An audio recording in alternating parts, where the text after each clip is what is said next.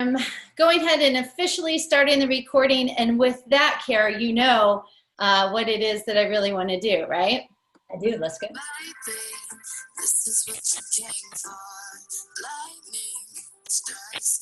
All right, so we are officially here. I just wanted to do that. I thought it'd be fun to throw in a little bit of music. And my name is Jen, and I'm alongside with Karen Sullivan, and today we're going to be bringing to you this webinar, the first of our webinar series. And we're very excited to be here. We've been working on some great things, thinking of our own personal stories around sticky situations that we wanted to be able to share with you. So that's what we're going to be talking about today, is leadership coaching sticky situations. So Karen, let's talk for just a moment about why we're even doing this. It's funny, Jen. You know what? Well, we're doing it because we love leadership, and we're doing it because we love coaching. And the fun part of this is I tend to go a little bit more on the leadership side. You tend to go a little bit more on the coaching side. So we kind of meshed all this together, and we really, really do want to help people be better leaders. We want to help them be better coaches. And a lot of times what happened is we see from where we're sitting is that people get into fix-it mode sometimes. They jump into stories, and they coach on what we like to say is the surface level, or also known as rearranging deck chairs on the Titanic. And we want to help people not do that. I love it. So that's what we're here to share. We are going to have some upcoming program information we're going to share in the midst of all this great detail, but we know that you guys are going to get tons of nuggets and great takeaways to take away into your own corporations, or as an internal coach or someone who wants to be a coach, etc. So we're going to go ahead and do some introductions right now. And so Karen, why don't you give a little bit of background, because we have a lot of new people that have just entered into our world that don't really know a thing about us. So go ahead and share a little bit about you. So the Reader's Digest version of me is I failed retirement miserably. I was in the law enforcement world for 25 years. I retired back in 2010 as a chief of police in a town in Monmouth County, New Jersey. And I jumped into the world of coaching after that. I always said I was going to be a cop until it wasn't fun anymore, or until I figured out what I wanted to do with my life. And it wasn't fun anymore. I was a politician with a gun. So I bailed and jumped into coaching. The cool thing was I went through a coaching program. They asked me while I was going through the program if I would be one of their instructors. And I said yes. Of course, I say yes a lot and then figure it out later. And while I was doing that, I got to train people to be business coaches, executive coaches, leadership coaches all over the world. It was fabulous. And then Jen and I basically said, hey, you know what? This is a cool spot for her and I to take her business, my business, and we merge them together to bring all sorts of amazing coaching and leadership to corporations. And as we go through this 4-part series, I am sure we will pull in some fun stories, sometimes cop stories, and some good stuff, and you'll learn a little bit more about us. And just a side note, Jen and I are married, for those of you that don't know that. Go, yeah, just a little bit of trivia. And I also love burritos and the color magenta. So, but it is, because you'll find that affection coming through. So a little bit about me. My name is Jen Burley, and I come from a corporate America background. I worked in Silicon Valley for many, many years, and there were things I loved about it and things that just did not work for me. The office politics and the grind and the working all the time and the conflict that would be there, or sometimes the unwillingness to face conflict. And I really started, it was quite a long time ago. I remember just being in a conference room and feeling like, why are we here? And what are we doing? And I feel like my time is wasting by, right? And I needed to figure out what was going to be my next move and what that was going to be. And that's when I found coaching. So I've been coaching since 2007, and I absolutely love everything about it. And I as well got to be an instructor for an ICF accredited school. And then Karen and I together have studied the mastery of coaching, and we're still on our way, right? So we're always learning and growing, and we've taken lots of classes. And how do we get better at what our craft is, right? So how do we take being in the business of personal development and taking things to the next level? So Kara and I we say yes to a lot of things, and we have learned a lot along the way, and we're here to share it with you guys as well. Together, as our business of Kickstart Your Edge, what we do is we do work within corporations, and we have a lot of companies that we work with individuals, and we do a lot of team programs as well. And so we have been in the trenches and have checked everything out, but we really love bringing the coach approach to leadership through our programs at Kickstart Your Edge. So on that note, I just wanted to address that we have a few different audiences here. We have people who already are coaches and are out there coaching and doing their thing. We have people who want to be coaches. They're like, I'm curious about this coaching thing. What's it really all about?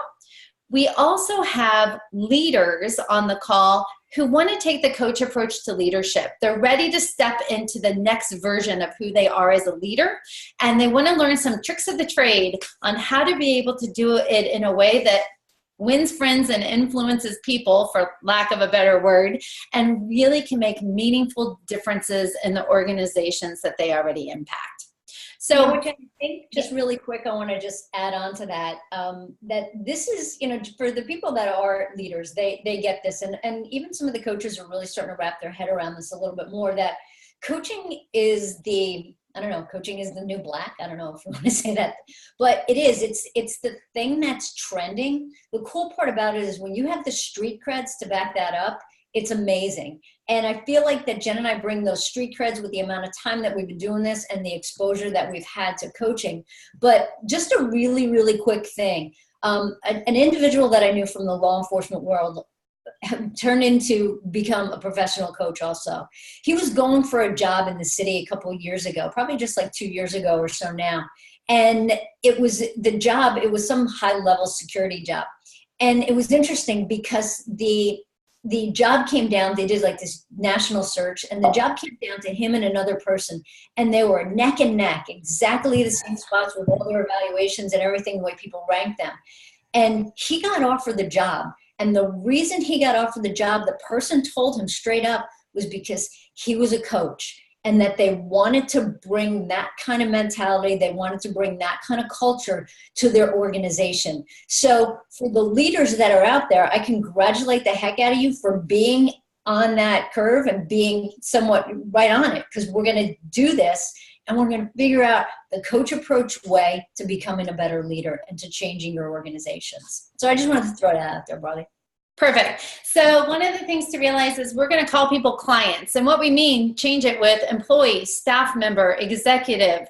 Doesn't matter, but we'll use the word clients, but just think about it in terms of who you're interacting with. So a couple of things also, using this technology, you can send things through the chat, right? If you send it to all panelists, it'll come to Karen and myself. If you send it to all attendees, it'll go to everybody. We also have a Q&A box. So whatever works, you can type things in. We see a lot of people saying hello, and which is great. So Karen, let's just jump into the content. Sound good? Yep. Jump. Okay, so what we want to know from you guys, and this is going to be the participant part of a couple of times we're going to do this. We want you guys to think about and the answer to this question. When coaching, what creates a sticky situation for you? So when you're coaching, how do you know something's a sticky situation? What creates the sticky situation? So if you could, you can go ahead and raise your hand to be able to answer that. I'd love to hear from a few people. And the beautiful thing is that we don't have to bring you over to video. I can just unmute you from here. So we have some comments coming in, Kara, and Barry says a trigger will create a sticky situation. Shannon says, when I can personally relate to what they're saying and I find myself getting too into the story. Great. Who else?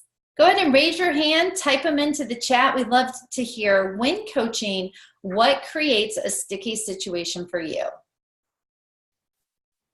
All right, and we got somebody with their hand raised and let's see. So Rana, go ahead and unmute yourself. Oh, it did pull you over. No, it did not. That's right. Nobody can see you but us.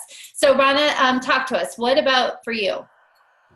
Well, I think when I'm doing a group coaching and with the management staff of an organization and they are resistant to the findings of a assessment. So they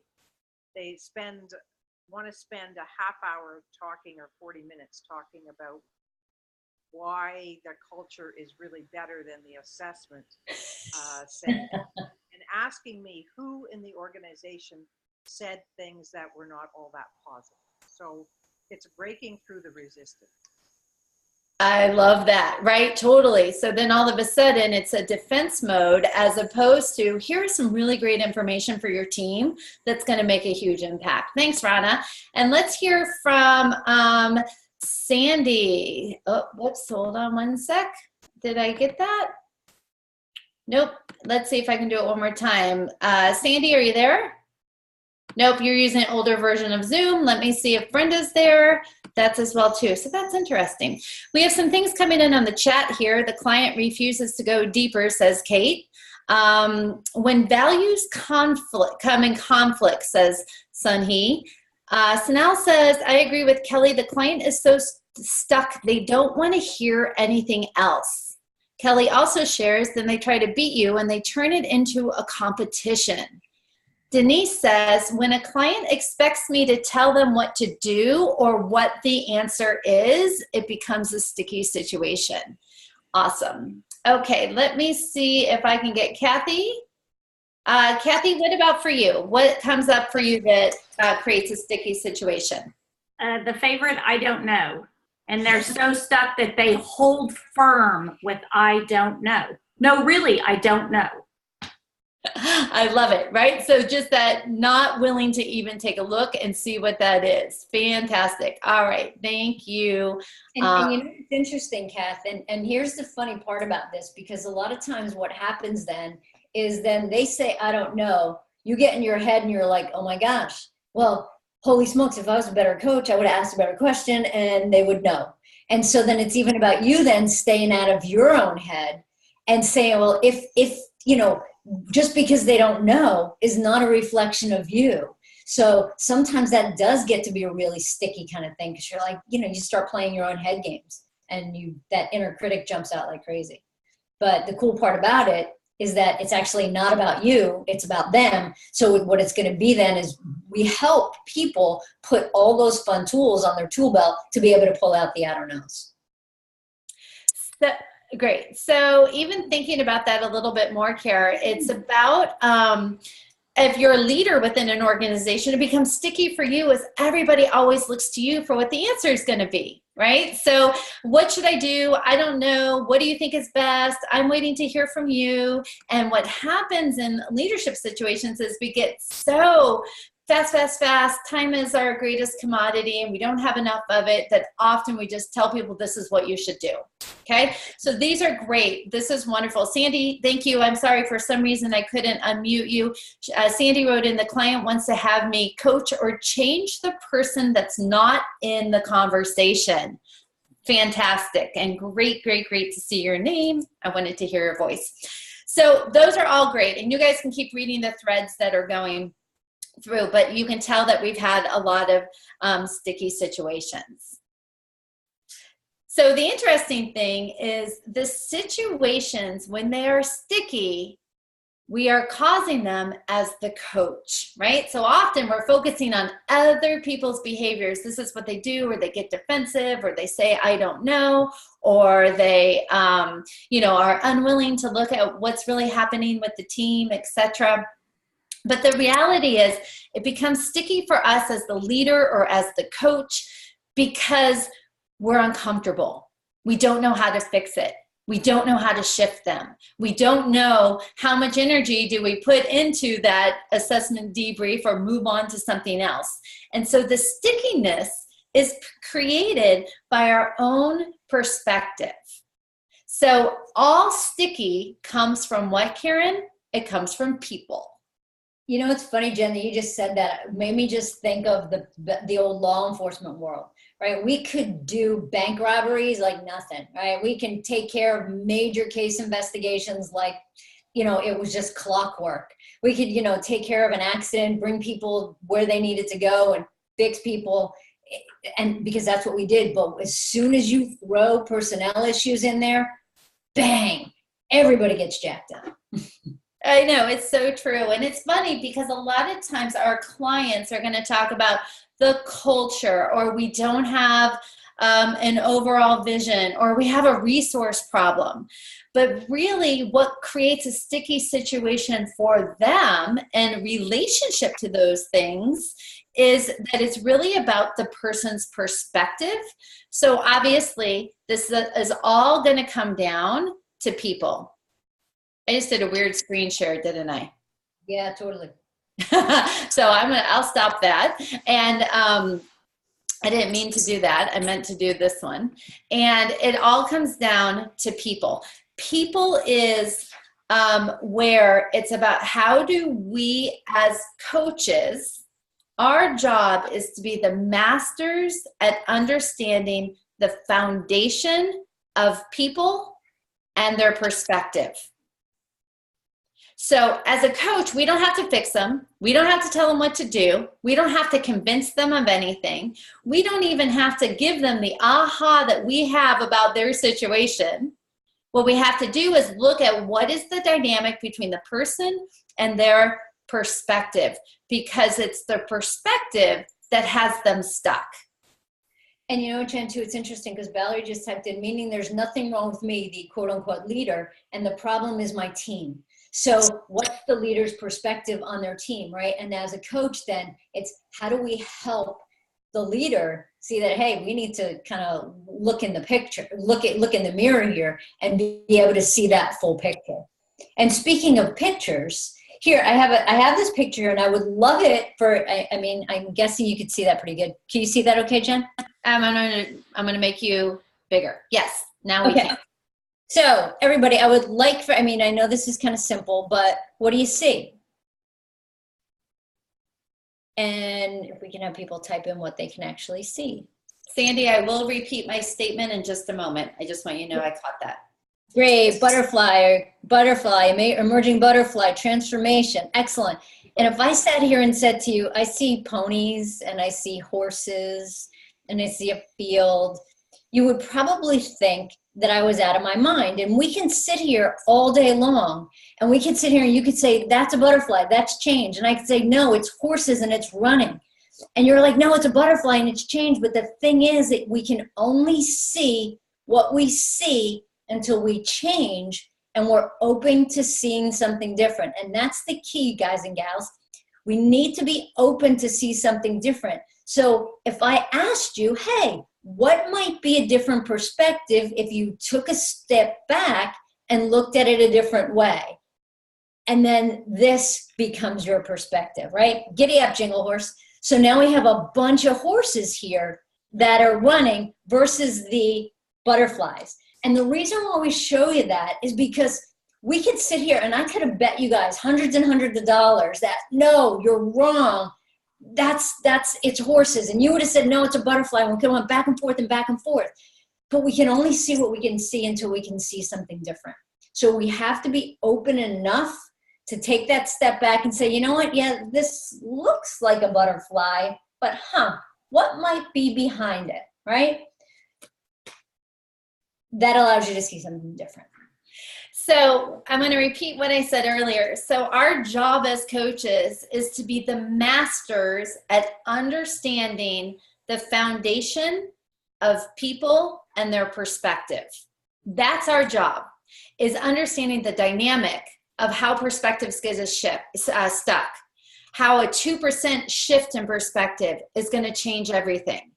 And so it's often what happens is when people come to us and they need to coach about their horrible team, or they need to coach because they need more executive presence, or they need to coach because they're having some conflict with somebody and they don't know how to deal with it. Often as coaches, what can happen is we focus on the situation. When in reality, the perspective we need to take is, who is this person in relationship to their situation? What is their perspective of the situation, not the situation themselves? And the interesting part of that, Jen, is, we can put Band-Aids on bullet holes all day long, but transformation isn't going to happen if, like I even said before, if we're moving deck chairs around on the Titanic with our clients. The only way that we're going to be able to facilitate our clients in shifting their perspective is to get to what's really actually going on underneath the presenting issue. So that's when the transformation happens. And what happens is, how do we help people see that it's not just, boom, let's put that Band-Aid on and move on? Because you might get short-term changes, but the long-term is not going to be there. It's funny, Kara, when you say that, I think about sometimes that Band-Aid, we like to say Band-Aid on bullet holes because it just sounds very cop-like, I guess. I don't know. But anyway, so, but when we're in the weeds, we can't help anybody get out of the weeds. So it's about the perspective. So as the coach, I like to use the analogy of, we need to get in the helicopter to get above the situation. So if I'm there right next to my client and saying, hey leader, what about this? And hey leader, have you considered this? And hey leader, just like that. Hey leader, how do you reframe that? That's not going to be very helpful. What I need to do is to get in a helicopter and get up above the client to be able to see, who is that leader being in relationship to what they're talking about? How you do anything is how you do everything. So it's probably going to show up in other areas as well. So we are going to take you guys through a situation. Sound good, Kara? Yeah, Jen, go ahead. You do the first one. Okay, I'll do the first one. So here's the skinny and the scoop, okay? So the situation. And this is a true situation that Karen and I worked with. We were working with a company, and we had done some work with other teams, but it was a brand new team for us. And we have our first executive leadership team meeting. We have an agenda. We have our goals of what we're going to do, Karen and I do. And we go in, and there is tension amongst tension amongst tension. The dynamic was that the sales number was down. So as an executive leadership team, so we had people from all parts of the organization. We had finance, we had marketing, we had trade marketing, we had, say it again? Human resources. Sales. Human resources, yeah, exactly. And so, but everybody was focused on sales, and sales is such a problem. And it was a crap show is what it was, right? So a lot of frustration. People were blaming. The focus was on one particular person of your department. You aren't doing this. This is what's wrong. You need to pull it together. You should fire them. You should train them. You should do this. And this is a team meeting. So the defensiveness was all around going on. Some people were very loud and animated. And then some people withdrew, right? And the executive vice president was quiet. So that's the dynamic that was happening on our team. And it was our very first meeting of dealing with them. So if you were in this situation, what would you do as the coach or as the leader, right? So if you aren't a coach, but as a coach, what would you do in this situation when things are pretty much going sideways? Quickly. And this was the dynamic. All right, let me see if I can get Nikki to talk. Okay, so Nikki, what are you thinking? Hi there, how are you doing? Great. Good. I think I'm thinking at this point I'd be curious as to why the EVP was being quiet and allowing the level of clearly catabolic atmosphere carry on. So I think the approach that I would take would be to ask if it's okay to interject, because obviously I don't know the team, and then I say I'm curious if everybody. So how would I say it? Sorry, I'm making this off the top of my head. I'm curious what your viewpoint is, Mr. Executive Vice President. Great. So actually pulling people into the conversation, and especially the technically the leader of the group, right? Yes, because the by virtue of being quiet, that person is allowing the rest of the group to continue unfettered, and it isn't facilitating the leadership position that that person should hold. Perfect. Great. Okay, so that's awesome. Thank you very much for sharing that. And the interesting thing about that is there is, like, we were making mental notes through all of this. The curiosity that I came away with at that moment was, I wonder what this leader's relationship with conflict is. Right? So I just want to know that. I put that in my back pocket, but that's what I want to know. Brenda says, I would want to talk about the end game, about the results. Rana shares, ask the VP his perspective on the situation, and ask, I am wondering if there's other perspectives about this situation. So who else has something to share? We've heard from a few people that kind of technique. Sandy says, have the group do some silent reflection using private reflection questions. Let them reflect on their current thoughts, their feelings, their actions, and how are those thoughts holding the team back? So getting people to observe what they are actually experiencing. Which I'm going to tell you as a side note, when we deal with introverts, it's a great way to be able to do that so that they have time to gather their thoughts. And often when things get heated, people fire really fast. And some people need thinking time to be able to think about that. Denise says, ask everyone what they need to feel support from their colleagues. And Bob shares, hi Bob, I would have people pair up and come up with one curiosity question that they could ask the room that would help them get the answers to move forward rather than focusing on how they got here. All right, fantastic. Lots of different situations, right? What Karen and I did is we were looking at it, and they were so in the weeds of all the details of what was going on, right? And so what we realized is we needed to get into the helicopter mode, and we had to get above the situation. So that's above the dynamics of going back and forth, above who was quiet, above the blame, and truly above the singular topic of sales being down in order to be able to look at where it is that we were going to go. So we said, okay, so why don't we take a 10-minute break, and then we're going to come back and we're going to move forward with this. So that way, that allowed Karen and I to say, all right, so how do we set this up to be able to get out the best of these people to actually help them with this situation, not for us to fix it. And you know, Jen, I think it's important to throw in here too that we had created a 9-month program.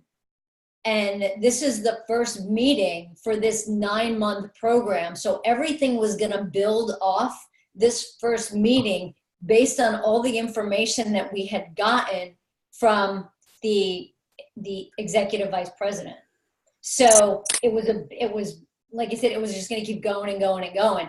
And right now at this break, the two of us, I love Jen uses the helicopter view, but it's like, okay, great. We need to bungee jump out of this and go in a completely different direction, because we couldn't do what it was that we, in our minds, and we had created, because we weren't there. So this was a great example of how do we take that step back and meet this team where they're at.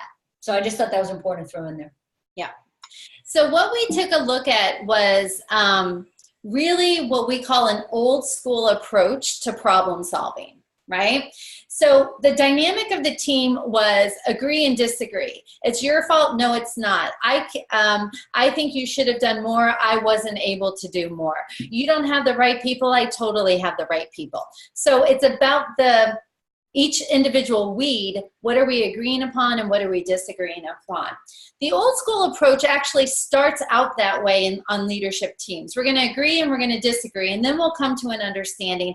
And then at that point, and only at that point, will we actually come to acceptance and alignment. And we realized this was what the team was headed down this direction and where they were going. So what Karen and I needed to do is we needed to flip the switch, right? So we need to disrupt the way they had had their perspective of how to solve the problem. And we had to get in that helicopter and go above the agreement and disagreement. We had to come up to alignment and acceptance. We had to be able to really say, what is this team, not sales, but this team responsible for? How do we even know sales are down? How does marketing play a part? How does finance play a part? So we really had to look at what were they trying to accomplish for the team? And it's a very results-oriented company, by the way, right? So what were they trying to do with all departments? What was their team mission, their vision, and their goal? And the reality is we weren't redefining it. It already existed. They have what they need to do and how they need to perform and how they're going to get measured and what they've promised to the top executives as well as to their shareholders. All of that is plain as day. So what we knew then was, how do we get back in alignment of what it is we're trying to do, and acceptance that that is the problem, not one particular sales numbers, right? So we did a teaching portion of being able to explain what this is. And then it was, how do we anchor to the alignment and the acceptance of what we're trying to achieve together? And then also making sure everybody understood the various roles and how the team was going to do that. And then we could agree and disagree about different tactics, right? So what we did is that we went ahead and we put the team into small groups, because I think there was 11 people on the team, Kiera? Yeah, 11 people on the team. We gave them all flip charts and we gave them questions that were solution focused as a team. How do we solve it? Because what happened was, the consensus was, the salesperson ended up saying, I want to use my team for this exercise, but I want to use all the brains in this room to find the solution to the team. So at the flip chart exercise, we gave them each index cards with different questions to answer about how can they get in alignment and understanding of possibilities to be able to hit their numbers and help out the VP of sales. And it was amazing because everybody went into solution mode and everybody went into different ideas. And then the team agreed upon what the strategies would be, and the executive vice president was much more engaged in this portion of it. And they came up with a game plan where they changed their strategy in that meeting, and that was the beginning of a completely changed team. And I think that the big part about this too, Jen, is what happened was their perspective shifted from Jen and I use this terminology a lot with playing to win versus playing not to lose.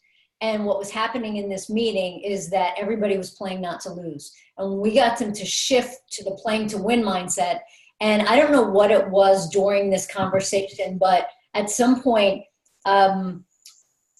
myself, Jen, and the executive vice president all of us had a little bit of a sports background. So it was then that we started speaking the language of sports. And the EVP really, really connected with that and was just like, oh my gosh, yeah, pitcher, catcher. What do we need? What do we need? What do we need? And when you're playing to win, you have a completely different mindset than when you're playing not to lose. And that happens in the alignment and the acceptance part of this model. Because what's going to happen is if you stay back in the agreement and the disagreement, you're butting heads and you're going like this with each other because nobody trusts each other. But the alignment and acceptance takes the most amount of work, because this is where you help people trust. This is where you help people be okay with conflict. And then they actually are more open to saying what's on their mind instead of going into the shutdown mode or the checking out mode. And part of your job as being a master of understanding clients and their perspective is you have to ask yourself provocative questions to get you in the space to be able to ask provocative questions. So not, how do I fix this? That's not provocative. right? But it's, what's the helicopter view? What's the dynamic that's being created here? If it was to be flipped on its head, what would be the different approach? What needs to shift in order to go where they say they want to go, right?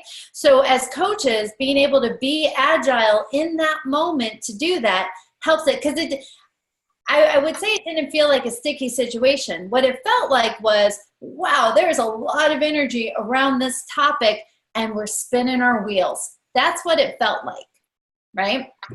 So it's being able to work through that. So the key thing here is about really understanding, it's how do you get alignment of what is the team actually trying to achieve, and then the agreement, disagreement is various ways to do it. So Nikki wanted to know, do you always coach teams together? Yes, we do. So Karen and I, we definitely go in as a tag team. And the way that we structure it is that we do programs, and we'll come in and do teams, and then there may be individual coaching. And we actually have a team of coaches that work for us. So sometimes Karen and I will do the group work, and the team of coaches do the individual coaching. Sometimes Karen and I do the individual. A lot of it depends on the dynamic.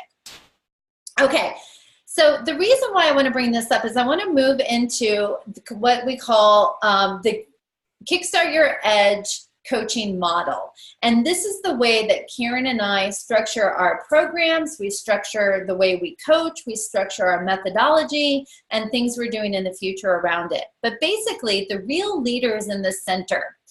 And what often happens in coaching, team coaching, is, or individual coaching, is people come to you for the outer ring blue areas. We need more alignment and engagement. We need proactive decision making. We need better communication. We need to develop trust, right? That's why they hire you. The work that's going to be done is going to be done through the individual as well as the team and the entity of the team, through the looking at the beliefs and the perspectives, who each person is, what's their worldview, how do they show up, what are their ways of seeing things, through their values, right? Now remember, we have individual values, we'll also have team values, we'll also have company values, and how do all of those match and mesh and move. And then also purpose, connected to a larger sense of why. Why are we here? Why are we on this project? Why are we a team? And those three things are the inner components that need to be able to gel and be understood, and to understand our relationship with those. Those then create our TFAR, right, Kara? Absolutely. Right? So our thoughts, our feelings, our actions, and our results. And that's how, that's really deconstructing how people's perspectives actually play out in the workplace. And then the blue ring is the situational thing. So obviously people come to us and say, we need to have more trust in the team. And then stealth-like, obviously we go into the gray area, start there, and work outward so the result becomes a trusting situation.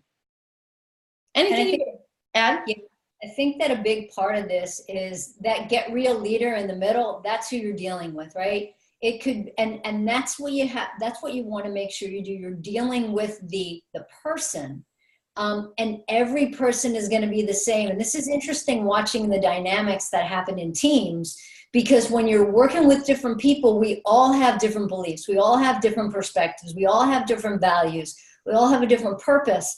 And when there's conflict, so many times it's because those beliefs bang up against each other. The values don't match. So then it's about helping people understand that we're all putting our pants on the same way every day. However, what color we're going to wear it could be very different. So it's helping people understand how other people show up, and then helping to see what the connections are, and actually what are the disconnects, and what perspective again needs to shift. And I know that we've said that a lot, but that's really important. At what needs to change for this to be a better relationship? What needs to change for this to be a better job? What needs to change for there to be more trust? So using the people and then moving out along this model. Awesome. All right, Kara, why don't you do sticky situation number 2? Sound good? All right. Flip me, Barley, go. All right, so for those, I don't know if people are on the phone or not, so I'm going to just read this. So your client's an executive for a Fortune 500 company and a mom. She's very old school regarding her beliefs and how she approaches life. She's having difficulty getting her 31-year-old daughter to accept responsibility and become more of an adult. She's at her wit's end and she doesn't know what to do. So, leaders, coaches, what would you do? So go ahead and type it in. The term old school is not to trick you into what we just talked about. This is actually a situation that we had posted in our Facebook group. If you're not part of our Facebook group, let us know, but it's for coaches to go through situations and skill develop. So that's just the terms that we have. Okay, so Brenda, what's coming up for you? Unmute her. Okay. Hey, Jen. Hey, Karen. It's a great webinar. When I see this situation, my first inclination is to really try to get this particular executive to shift her thoughts from her life is being affected by the things outside of her, and that she really does have the ability to control more things than she thinks. Not necessarily her daughter, but the way she views her daughter at 31 years old, and what it actually means and looks like for her daughter to accept responsibility. Love it. Excellent. Good. Thank you very much. Who else? Talk to us. What are you thinking? And here's another question. Is this even a leadership coaching scenario? Right? So how does that come into play, which is kind of interesting? So Barry wants to find out, what does she really want? Sandy says, absolutely, this is a leadership scenario. Yes, because we do, as much as people love to say, I compartmentalize and I work is work and life is life. No, it's not. It's not. Everything, I always say sometimes you're going to be at your kid's baseball game watching it, thinking about work. And some days you're at work and you're thinking about your irresponsible daughter. Right? So good. Rhonda says, how you do anything is how you do everything. People say agreed. Absolutely. All right, Kara. So why don't you take us through then how we really would approach this? Do you have a photo of the next slide? Oh, I do. Okay. So the big part here now is we need to make sure that we're focusing on the right issues. And so many times, and even if you think back to the other scenario, it's figuring out what's really the problem. And Jen and I have done work with organizations from California to Kuwait. And what happens is so many times we're focusing on the wrong problem. And this is a great scenario because it was funny, even when Jen and I were talking about this morning, when I said, okay, great, this is the direction, she was like, oh my God, I would have went in a different direction. So we need to make sure that we're focusing on what makes this a problem. Now, Jen likes to use the big funnel approach and go down to get to what the real problem is. And that's great, right? So we take the first one right here. So if you were to ask this woman, what makes this a problem? So she comes to you with the scenario and you just ask her straight up, so what makes this a problem? And she says, I'm spending way too much time worrying. Your next question is, what makes that a problem? And she says it's distracting and she's not focused. And then what you ask her again, what makes this a problem? So not focused, I'm dropping the ball at work and I'm really looking irresponsible. And then what makes that a problem? She's like, oh, I'm a hard worker and I'm a great leader and right now it doesn't feel like it. And then what makes that a problem? Not being the mom or the leader that I know that I am. So the interesting thing is you start up here with a little bit of, well, not a little bit, but with a situation about her daughter that goes to worrying. But then what happens as you go down and down and down and down, it's the inner critic messages that are jumping up and that she thinks she's not being a good mom or a good leader. So the narrower that funnel gets, this is where you stop rearranging deck chairs on the Titanic. And this is where you figure out what the real problem is. Because if you can figure out what's really going on and then actually connect it back to our coaching model, these are all the things about herself, her beliefs, her perspectives, her thoughts. That's where the sustainable changes are actually going to happen. And we need to find out what that is, and not just all of a sudden say, okay, great. Well, what about your daughter this? And what about your daughter that? And we need to focus, and somebody said in the beginning, right, making sure that we're focused on the right person, and then being able to see what kind of perspective actually might shift with that. Another way to do this too is you can ask, and Jen and I prefer what questions, but you can also ask, why is this a problem? The thing that you don't want to get caught up in is what caused the problem.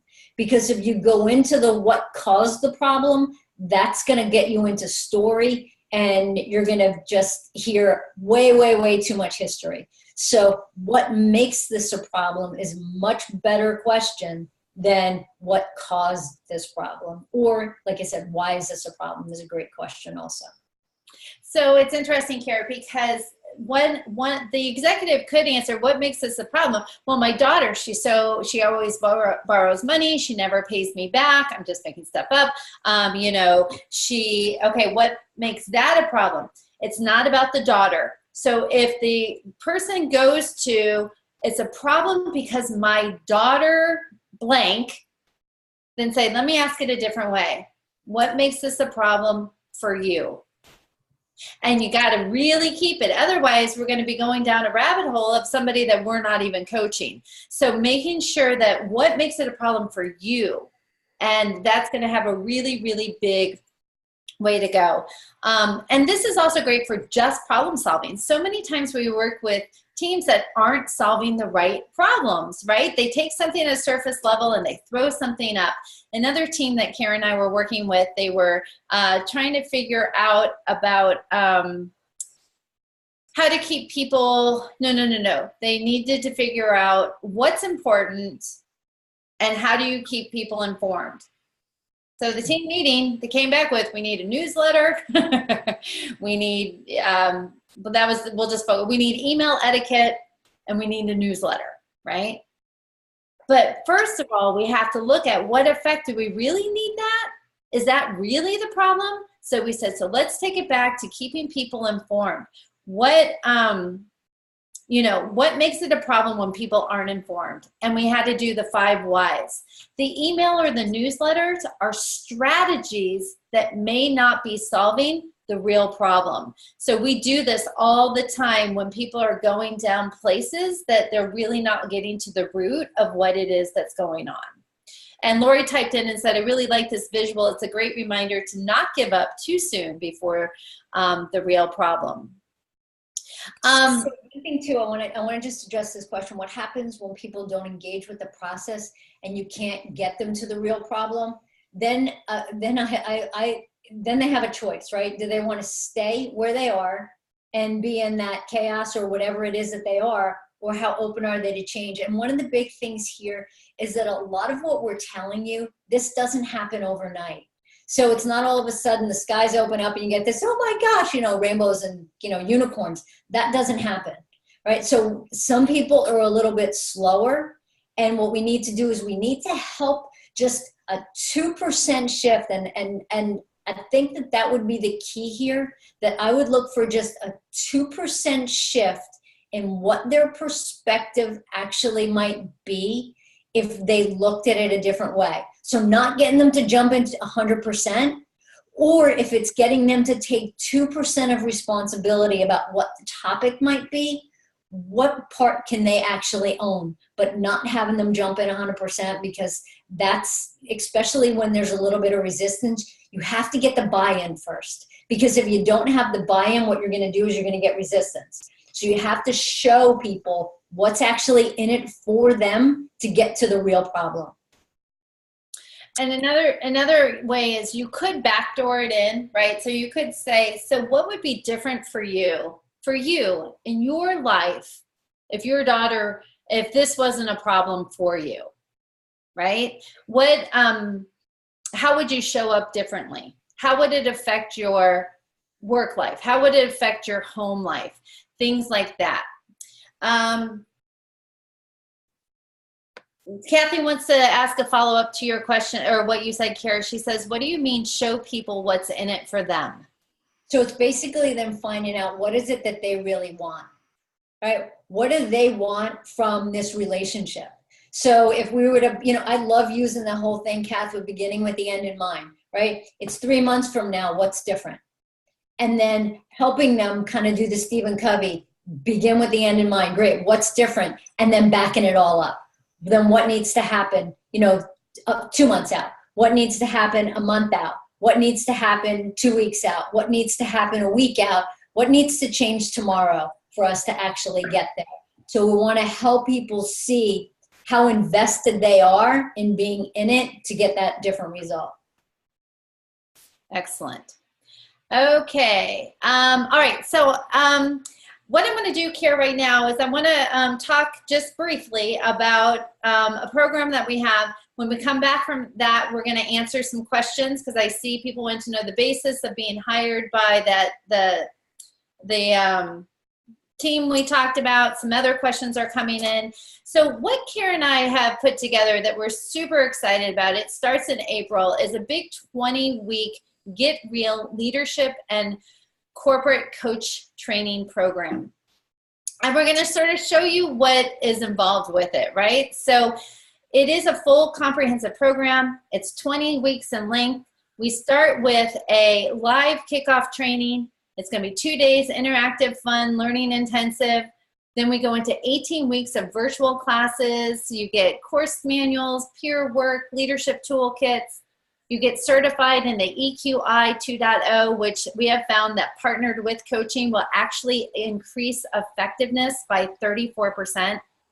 Tons of different feedback. You get your mentor coach. You're going to record calls. We're going to listen to the calls. We have coaching intensive. So this is really about getting feedback on your specific style of coaching. And we do all of it to the ICF standards. So I know a lot of people really miss that because it's something that you really can't get from peers. The other thing that's great is that we also have, I don't know if you guys have heard of the coaching movie. It's called The Leap. And we have 12 professionally shot coaching sessions, videos. In fact, we're going to show one in our next webinar, a part of one, where you get the transcript of the video, you get the video to understand the thing behind the thing, and then we will end up being able to have our wrap-up 2-day interactive fun learning training. All of it is leadership and corporate coaching. And every single example is going to be leadership, corporate, not-for-profit, small business, but having to do with the work environment and being able to use tools with teams and one-on-one. So those are some of the different components. We're going to go ahead and obviously we're going to send out the link to this video and all of the video series, and we'll have some information in there for you in the email that comes out today. If you're dying to get it, email me. That's not a problem at all. I can send it out before that email gets, we still have to upload the video, etc. 2 short announcements that we have about it is we have a super duper early bird special that, looking at the program, if you sign up by 2/22, right, which is a week from today, you'll get it at the cheapest cost and save $500.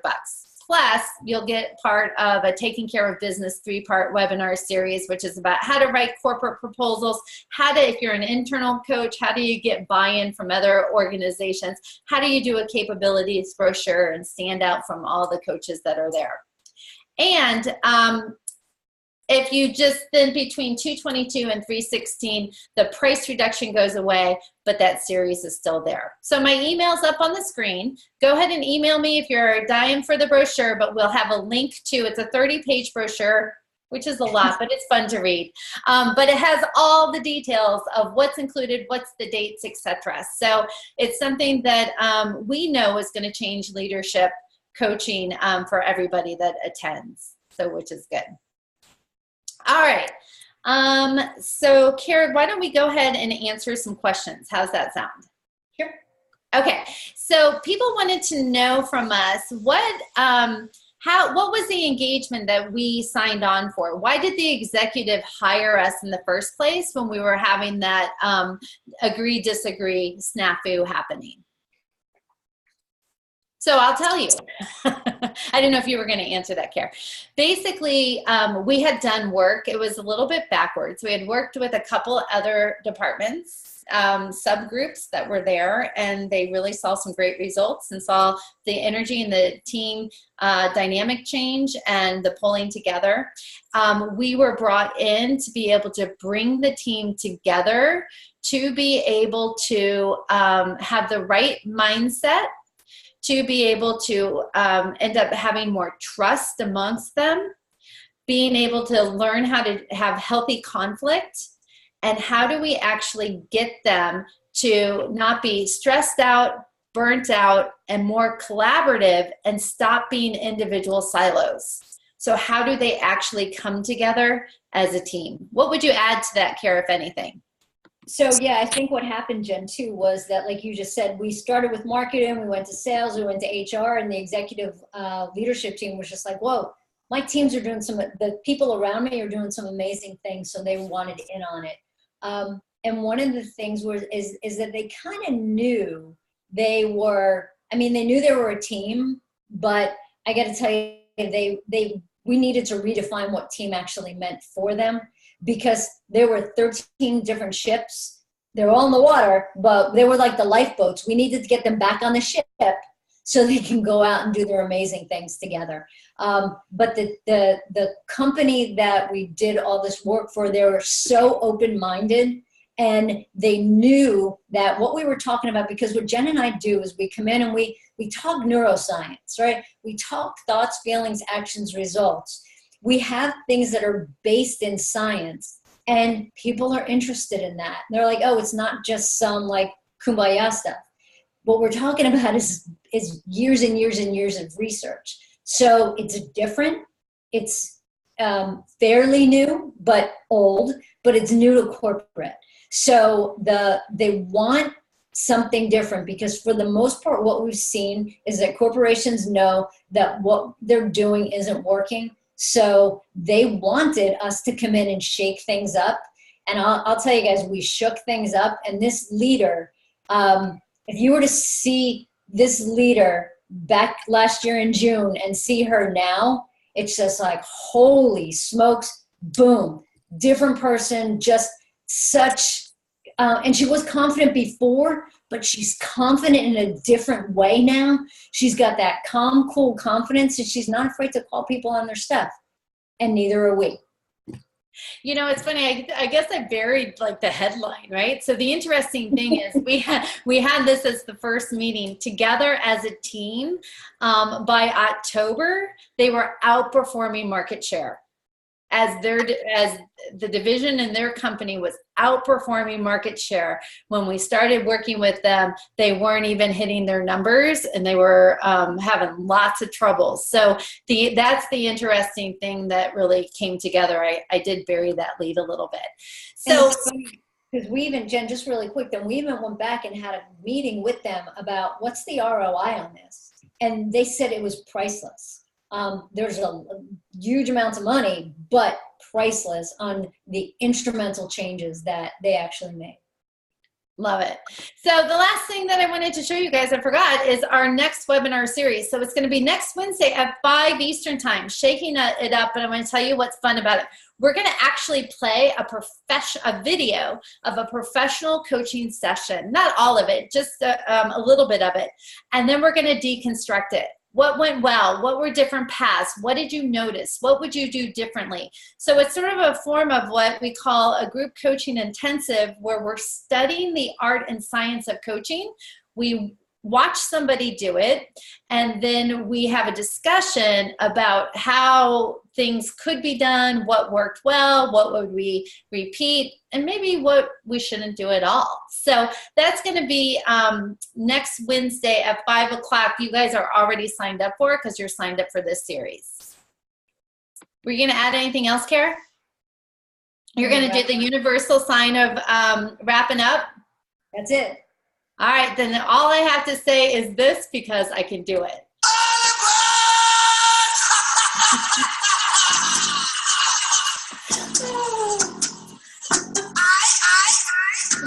All right. So anyway, you guys have a great week. We will see you next week. Thanks so much for being here. If you have questions, email us. We definitely are here to help in any way that we can, and rock it out.